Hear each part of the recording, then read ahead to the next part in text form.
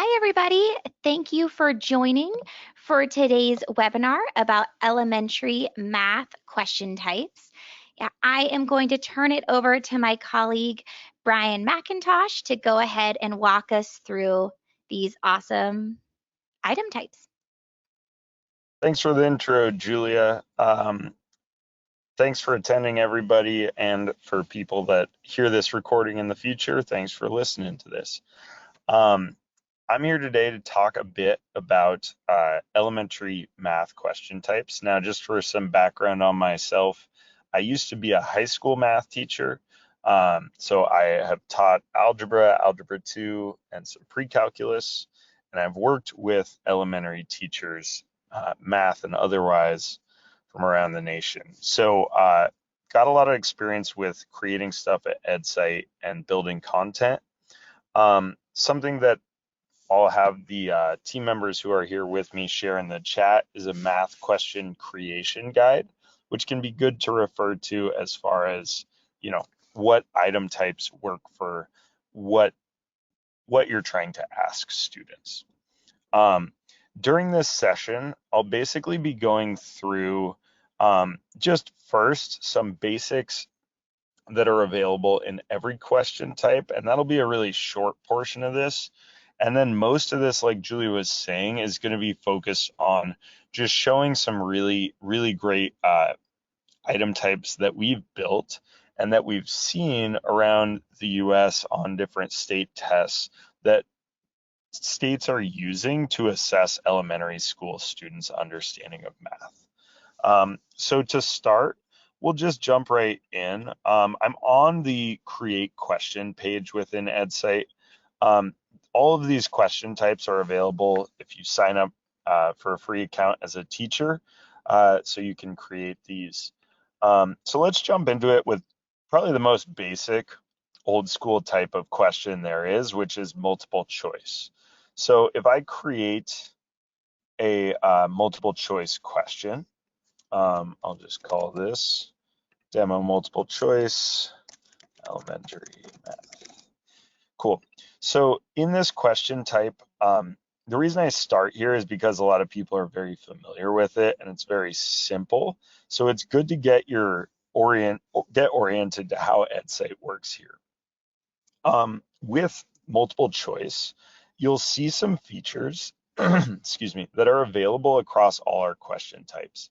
So if text is there, but it's gray, it's not going to show for the student. You can also preview every question type by doing the edit preview slider.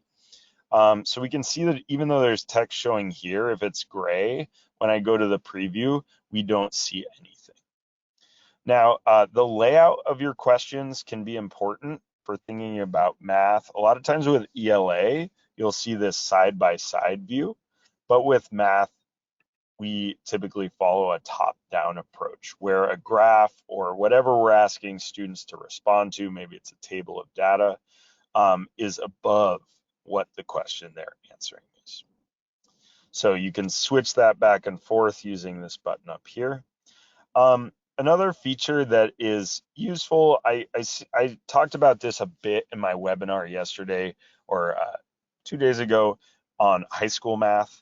For this one, you guys probably are not adding as many graphs as elementary school teachers. There is a graphing functionality, but we do like to use nice math type for any age. So even if I'm writing a simple equation like 4 plus 3, this equation editor will output something that's a nice image. And I can go and I can, when students are looking at this, it looks a little bit nicer. So I can add, a 4 plus 3 down here. So depending on your preference, you can just type it very simple to type in a 7 here. But anywhere that you see the blue pencil, you can go in and you can use the equation editor to make it look like that nice format. So the equation editor is one feature, and that's available, again, not just on multiple choice, but really across all of the item types that we support within Edcite. Another feature that I'll just highlight here, that's useful to think about across all question types is when you click the gear, you'll get some options for scoring. So a lot of times, with especially elementary stuff, maybe it's really open-ended what you're having kids do, and you don't want to give them a score automatically. Maybe there's, it's an answer where they can choose to arrange it however they want, or it's more of a survey type question. Maybe you're asking them a question about how did you feel on this test? You can always make something teacher graded by going to the gear and selecting that scoring method for our item types. So that's useful for more flexible, open-ended stuff where you don't want kids to think, hey, I got this wrong just because I selected this answer. We can also randomize the answer order here and multi-select. But generally, across question types, the gear is going to be a good option for getting more advanced features. And almost all our question types have this teacher-graded option.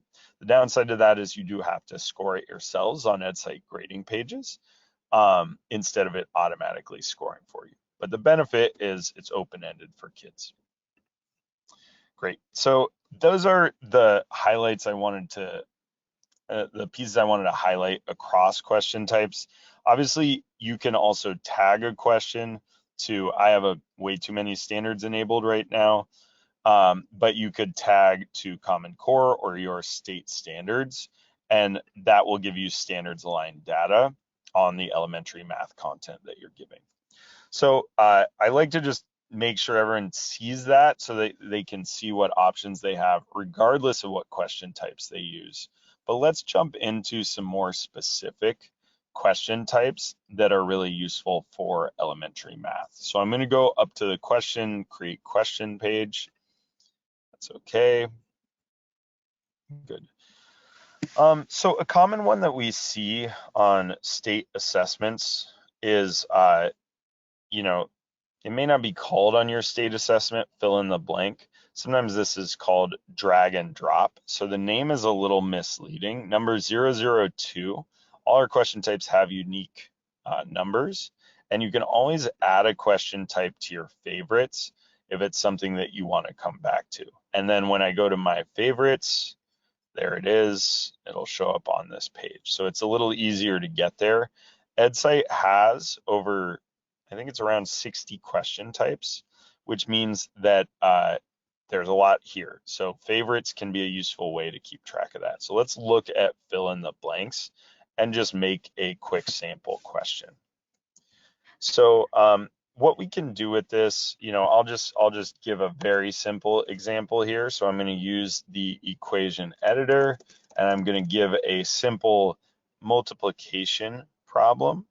So I'll do what is 4 times 7. And here's just something to help students get used to.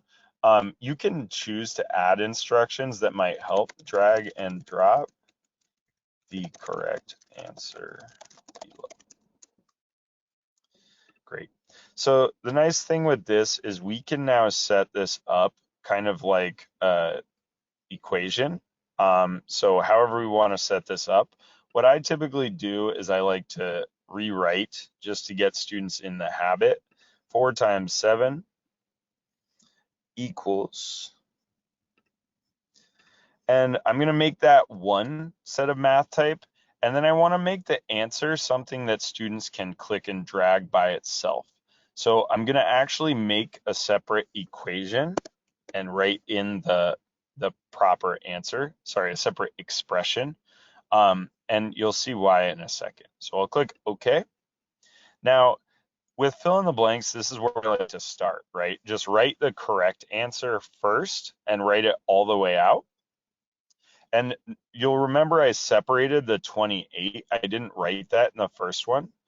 You'll see why when I get to the set answer. So if I go to set answer, I can highlight whatever I want to become, this defaults to a drop down.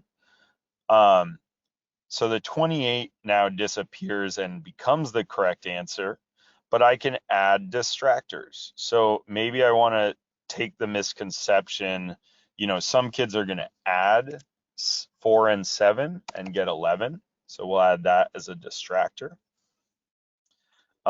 Maybe some kids, I don't think this is as likely, I don't see this as often, but maybe they'll subtract 7 minus 4 and they'll get a 3.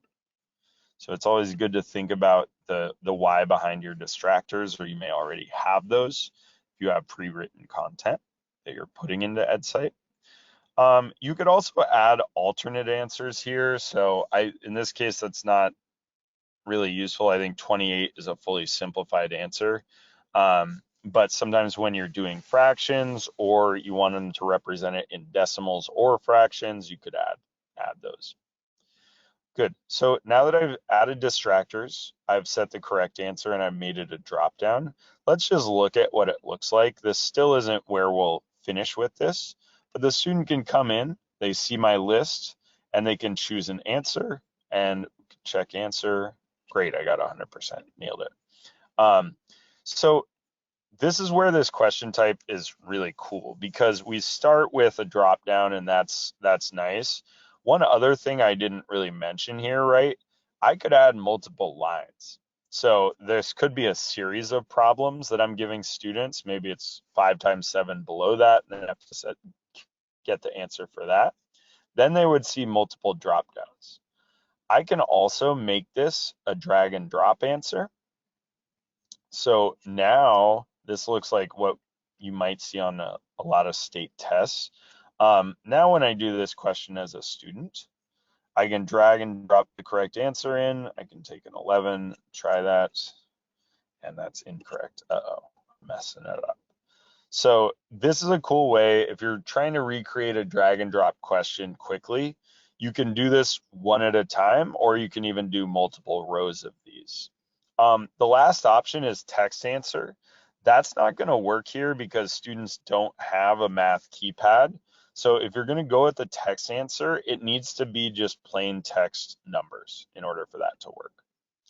Now, another kind of cool thing that I mentioned is if you have multiple options here, you can use this allow students to re-enter answer choices.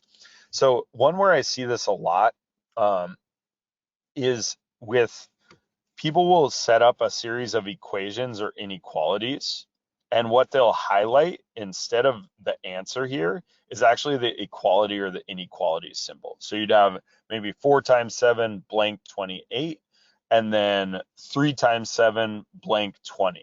So students have to choose, are they drawing an equals, a less than, or a greater than? And in that case, if you had two answers with the same choice where they were both equal, allowing students to reuse the answer choices means they drag the equals to the first one, and then they can drag the equals again to the second one. So this one's a cool one just for, drag and drop is something we hear about a lot with constructed response. And it's a very popular question type and flexible here. If you want it Yeah, more scaffolded, you can use the drop down because students only have to think about the answer choices and distractors for that one answer. Sorry, Julia, were you saying something? I was going to mention that the drop down one, a lot of times, like on some of the tests, I've seen it called inline choice. I'm thinking specifically, I think that's what the new STAR test calls it. So, to Brian's point that he already mentioned about different state tests will call this a different question type name sometimes, but if it's a drag, if it's a drop down, if it's a type in, this question type supports it. Perfect.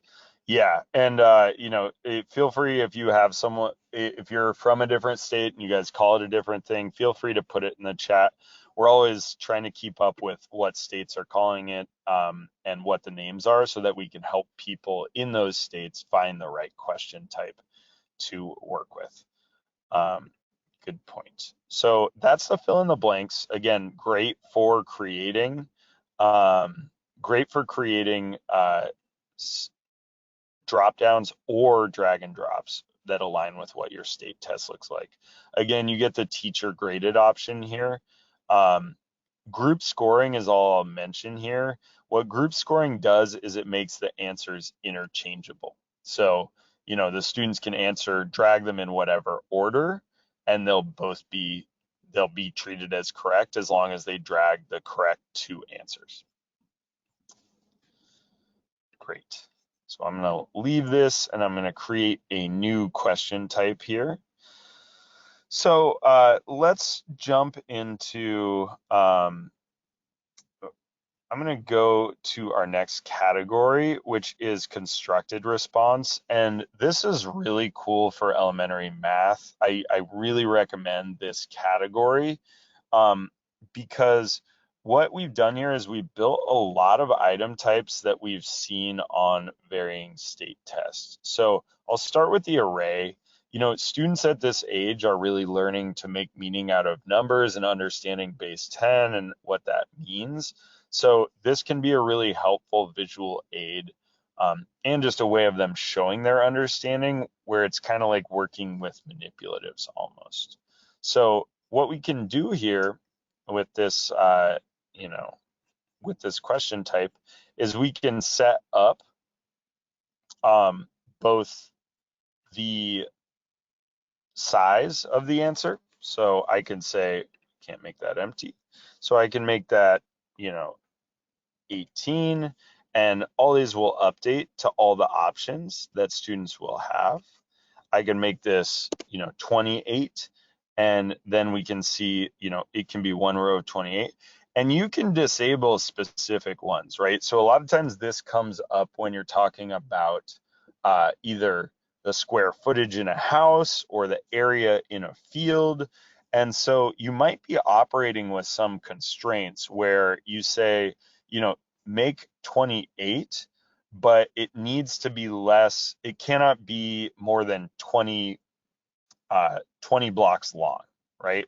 So that would mean that we can't allow one row of 28 as a correct answer. The student's working with this engineering constraint. So we need to get to 28, and they need to show us that they know how to do that without just building 28 pieces in a row. They need to do some sort of multiplication here. So if I set it up like this, make a rectangle that is with an area of 28, and a length less than 20.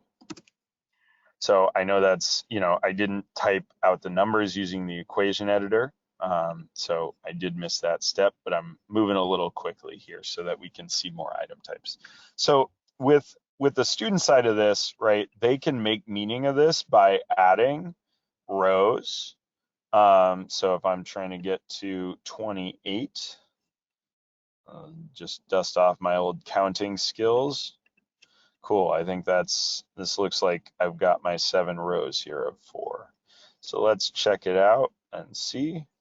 Heck yeah, still got my multiplication tables down. So this is a good one for students. They're able to build the array that they want, and you can customize the arrays that are accepted.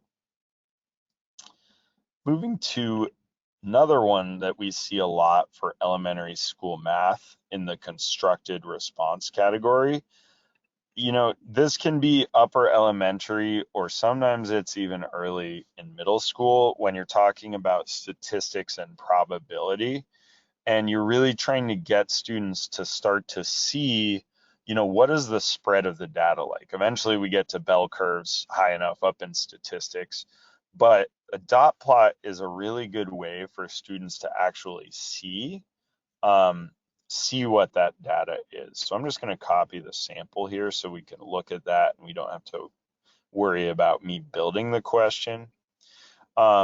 So this gives a stimulus with a data set that the student can look at. And then it has all these answers set up. So you can set, and I believe you can also, actually, sorry, you as a teacher will see where the correct answers are in the setup. But when a student looks at it, that would be a little too easy of a test. So the student's able to take these and drag them and build that dot plot themselves. So it's a great way of showing answers. And the student will then get to see, which of those answers they had correct or not. Nice. Within constructed response, I also like to show a couple others here. So fractions and understanding fractions, equivalent fractions, simplifying fractions is a big deal. So we have a way for students with the fractions, grids, and circles where a student can actually, I'm just going to look at the sample to save time here. Sorry. Grab my sample. Perfect.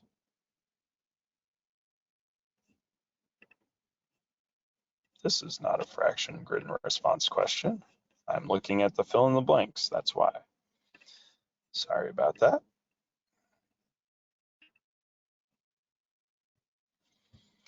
So this is basically to show that, we're going from a situation where it's 8, they need to figure out, you might even want to add that there's 24 hours depending on how much you're scaffolding this, because some kids may not know that yet, but you can then as a student go in and the student is able to both add parts, so they can make it, they could even slice this up to, I think it looks like it goes up to 12.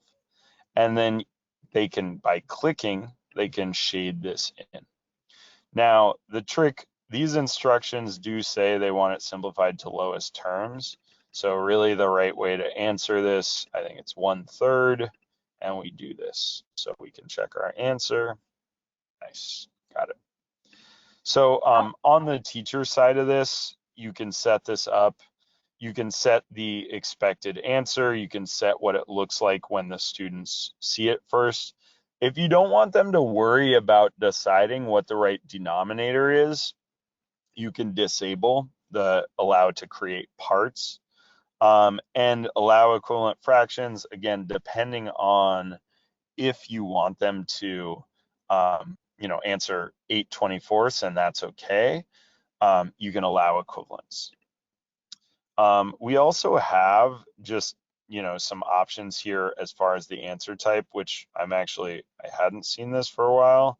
So I think this basically brings in that kind of look and feel of the other question type, and they can just use this on top of it. So that's a neat option that I haven't explored that much. Click on shape is the kind that I'm more familiar with. Great. So that's the fraction, grid, and circles question. I'm going to go back to the create questions page and look at a few more of these.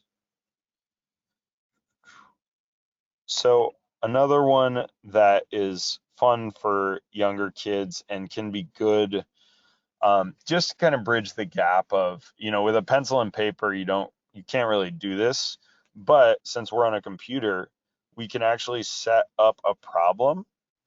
Let's copy this. So we can see exactly how many lollipops she's collected. And we're then able to, as the student,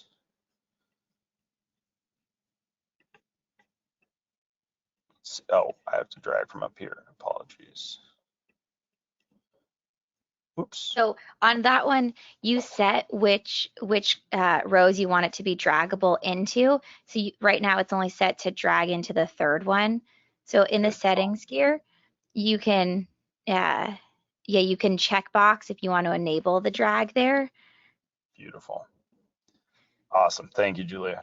So I was a little confused by this. Clearly got to go back and practice my elementary math types. But if you allow dragging in all of them, you can drag and drop to each row. So that's nice, right? Because going back to the scaffolding piece, we want kids to be comfortable reading data and reading charts and reading graphs. Maybe you just want them to focus only on this week, like the sample question said, and I did not read closely enough because it does clearly say that. So that's another way of scaffolding, right? They're able to still make the right count for this week, despite the fact that there's this stuff going on above them, right? And that's kind of more realistic to the real world where it's not just only look at this week. You're looking at a bigger chart. And again, you can change that, as Julia said, and enable drag for each row. You can also update the image. You're not stuck permanently with counting lollipops. Kind of a weird question of lollipops, in my opinion. But you can change whatever you want kids to be drawing. So I've seen people do this with, I know in elementary there can be counting coins or dollars as a way of understanding different math concepts. So you could replace this with a quarter and have dollar amounts here like $2.25. How many quarters is going to make that? Nice. Julia, I'll defer to you. Are there any other item types that I can think of a few others, but if there's ones that you think would be most useful to highlight in the remaining 4 minutes that we got here, I can definitely Yeah. do that. So a couple of them that we don't necessarily have to create them, but just can point to where they are. Um, Telling time. So we've got that great clock question. So you can have students dragging the hands based on the time, which is helpful for those early elementary. There's some number form and place value questions, which are sometimes pretty popular. So expanded number form, um, identifying whether something's the tenths, the hundredths, what's the value of the 8 in this number? Oh, it's 80. So those are nice ones. And then maybe a quick point to some of the kind of bar graphs. I think we have 3 bar graph question types that are used often. And the select bar graph is basically like a multiple choice, but they just pick a bar on the chart. Whereas the manipulate bar graphs versus the grouped bar graphs, to me, the distinction there is manipulate bar graph comes in different colors for each bar. And I think it's they click to set what the answer is. The Yep, manipulate grouped bar allows more than one item to be graphed. And I think that's a drag to the point. yep, yep. So that's a great way to put it. And it goes back to the scaffolding piece I was talking about earlier, right? Select bar graph, you're giving them a set of choices and you're saying, which of these bars represents this height or what is the maximum? Who has the highest bar, right? That's a pretty easy question to ask, and the student's just looking at the graph themselves and deciding on it. Yeah. These manipulate ones, they're actually choosing the heights of the Yeah. bars, and group just becomes, you're able to graph more complex data sets and see relationships across those things.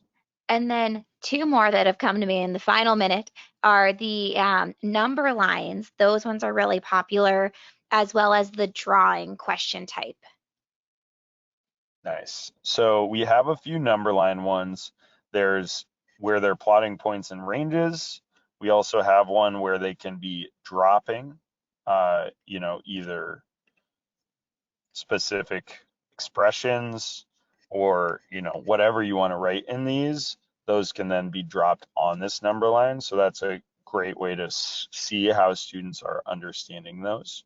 And those can be images too. So, like if they're measuring things and then dropping them onto some kind of a number line, like there's some Yep. cool activities there. Nice.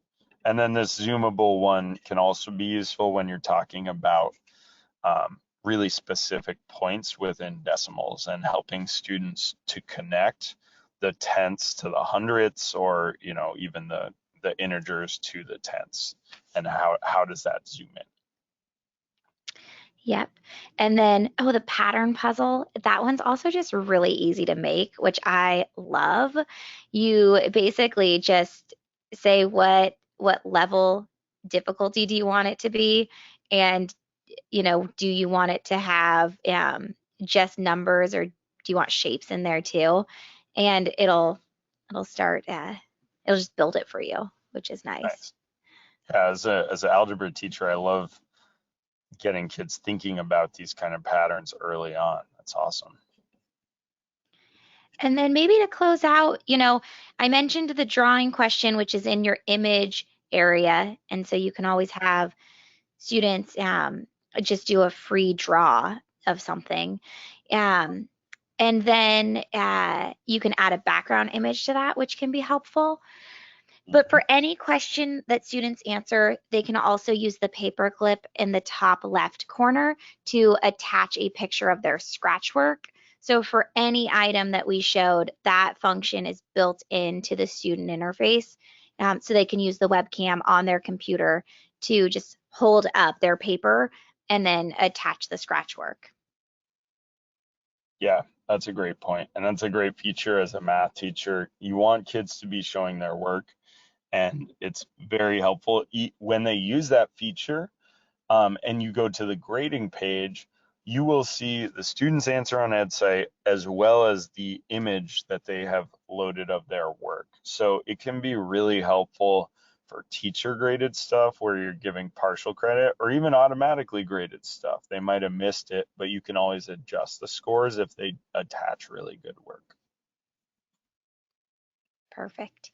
All right. Well, we are just at the end of it. So thanks so much for leading this session, Brian, and thanks everyone for joining. And if anyone has questions, feel free to use the feedback button at the bottom of your EdSite account to get in touch with us or reach out to support@edsite.com.